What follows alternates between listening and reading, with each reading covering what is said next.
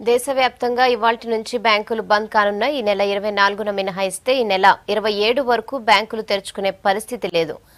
ఒకవైపు వరుస సెలవులు, ఇంకోవైపు బ్యాంకుల సమ్మెతో ఈ పరిస్థితి ఏర్పడింది.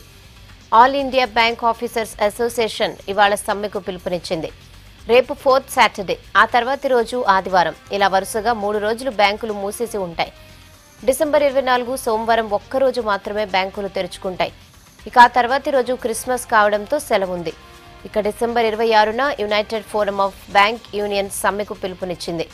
ఈ లెక్కన డిసెంబర్ 24 సోమవారం మినహా డిసెంబర్ 26 వరకు బ్యాంకులు పనిచేయవు. వరుస సెలవుల కారణంగా ఏటీఎంలలో నగదు కొరత ఏర్పడే ప్రమాదం ఉంది. మొత్తం 5 రోజుల పాటు బ్యాంకులు బంద్ అవుతుండటంతో వినియోగదారులకు ఇబ్బందులు తప్పేలా లేవు.